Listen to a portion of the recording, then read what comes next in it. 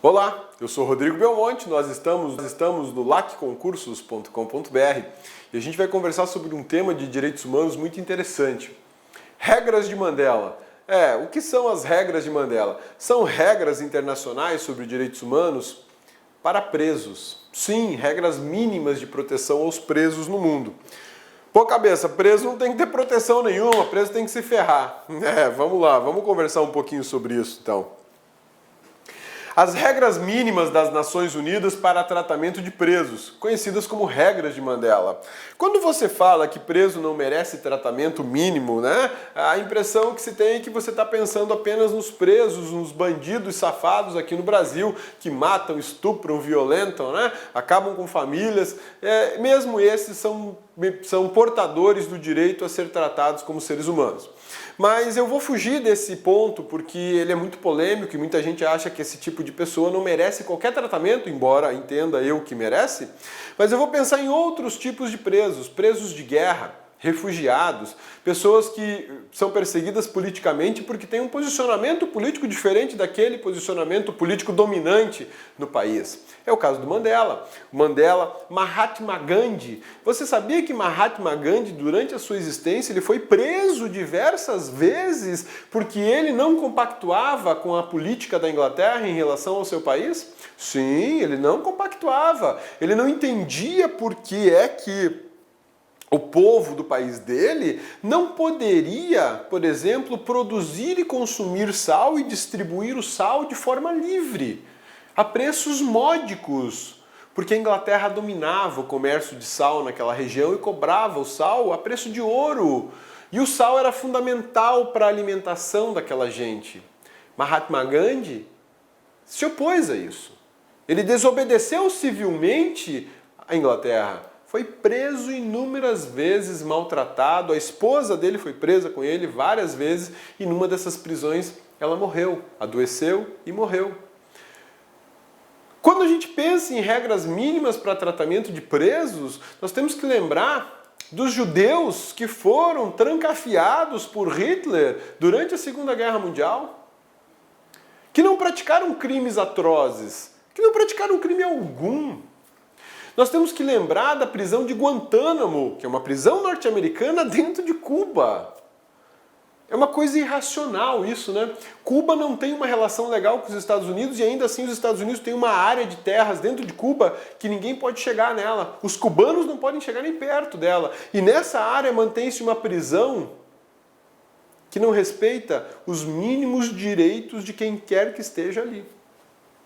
Muitos dos que estão ali são chamados de terroristas pelos norte-americanos. Mas são realmente terroristas? Como é que eu sei que eles são terroristas? Eles não foram submetidos a julgamento? Então, quando a gente pensa em regras de tratamento mínimo para presos, eu não posso pensar só no Brasil dos vagabundos bandidos que matam, estupram, traficam ou que metem a mão no dinheiro público. Eu tenho que pensar naquelas pessoas que são perseguidas porque são negras, são perseguidas porque são indígenas, são perseguidas porque têm uma posição política diferente da posição política dominante. Eu tenho que pensar em tiranos que recolhem pessoas à prisão apenas por bel prazer. Então é por isso que a ONU tem uma regra, na verdade é uma convenção, né? E ela vale desde 1955, tentando de alguma maneira estabelecer regras mínimas de dignidade humana para o preso. Porque por mais violento e agressivo que seja um bandido, um criminoso, ele ainda é um ser humano. Ainda que você não concorde com isso, porque de fato existem algumas pessoas que não merecem ser consideradas seres humanos pelo crime que eles praticam. Um pedófilo, por exemplo. É muito difícil você entender que um pedófilo deve ser tratado como ser humano quando ele pratica uma atrocidade de pedofilia. Para um pai, para uma mãe, isso é muito complicado.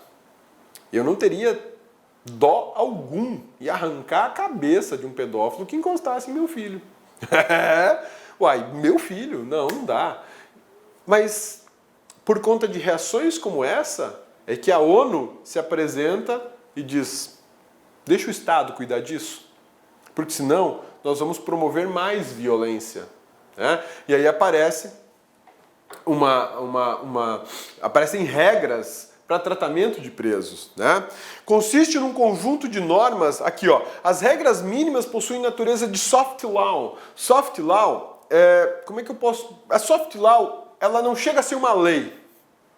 Por que ela não chega a ser uma lei? Porque as leis têm caráter impositivo, vinculante. Você não tem como desobedecer a lei. E a soft law, ela não é assim. Ela fala, olha, isso aqui é uma orientação, beleza? Isso aqui seria interessante que vocês fizessem no seu país. Por isso, soft, uma lei leve, light, flexível, menos impositiva, menos vinculante. Ela não é vinculante. Acontece que ela se apresenta assim para os estados, como soft law. E o estado fala, pô, gostei, é muito bom, eu aceito essa norma. A partir do momento em que há aceitação, aí ela assume caráter vinculante, aí ela passa a ser impositiva. Isso é bacana, né? Porque eu te digo o seguinte, ó, a regra é essa, tá vendo? Ela é legal. Isso aqui é uma orientação para você, uma diretriz, uma sugestão. Gostei, boa demais. Vou incorporar no meu ordenamento jurídico. Ó, a partir do momento que você incorporar no seu ordenamento jurídico, ela passa a ser lei e vai te impor o dever de respeitar as regras mínimas. Ser alertado e é avisado. Então, ela consiste num conjunto de normas que não são vinculantes de direito internacional, mas que podem ser transformadas em vinculantes a partir da aceitação. Para terem força vinculante, precisam anuência do Estado, ou seja, precisa aceitação dos Estados.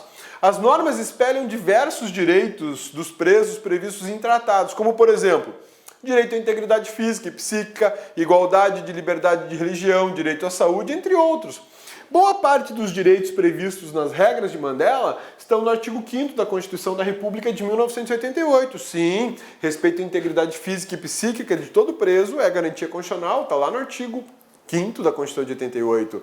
A possibilidade de uma mãe gestante poder ficar com seu filho numa penitenciária, poder amamentar seu filho numa penitenciária é garantia constitucional. Artigo 5º da Constituição. O preso tem direito à liberdade de manifestação. O preso teve suspensa a sua liberdade de locomoção, mas outros direitos ele ainda permanece, como o direito de proteção à própria vida, né? A violação das regras mínimas pode concretizar a violação de dispositivos previstos em tratados de direitos humanos, não só em tratados de direitos humanos, mas também na própria Constituição da República de 1988. As regras mínimas são compostas por 95 artigos e são divididas em 3 pedaços, em 3 partes, em 3 grandes grupos, né? Do 1º ao 5º, eu tenho observações preliminares sobre o que são essas regras, né? Deixa claro que não se pretende descrever um sistema penitenciário, mas sim orientações de como deve ser um sistema penitenciário digno de seres humanos. Guantánamo não segue isso. Guantánamo é um local de confinamento de seres humanos. Aquilo não é uma prisão. Ela não vai dizer que prisão tem que ter ar-condicionado, que tem que ter TV, sala de sinuca, espaço para churrasco e piscina. Mas ela deve ter o mínimo básico para que essa pessoa seja tratada como um ser humano. Eu não posso trancafiar numa cela que cabe em 4 pessoas e eu trancafio lá 50 pessoas. Isso não é coisa de seres humanos. Nem bicho faz isso, né? Então por que eu, ser humano, vou patrocinar isso pelo Estado? Não posso fazer isso, né? No estado do Rio Grande do Sul, a situação do sistema penitenciário deles é caótica. Por conta disso, o Supremo Tribunal Federal falou, olha, vamos ter que soltar a galera. Vocês não investem em prisão nesse estado? Pô, mas vou investir em prisão? Não, eu vou investir em educação, vou investir em saúde, ok. Mas e as pessoas que praticam crimes, você vai colocar onde? Coloca aí nesse lugar chamado penitenciária, mas nessas condições não pode colocar. Vai ter que investir. Tanto que o Supremo desenvolveu uma teoria que é a teoria da inconstitucionalidade das coisas, que diz o seguinte, quando eu chego a um caos público, o Poder Judiciário pode assumir a função do Poder Executivo. E fazer pelo próprio Poder Executivo. Por exemplo, sequestra dinheiro na conta do Poder Executivo e manda licitar a construção de uma penitenciária. Isso são sistemas de controle, freios e contrapesos, né? Regras de aplicação geral a gente vai encontrar na parte 2 aqui, né? Contém regras referentes ao objetivo de reinserção do recluso na sociedade.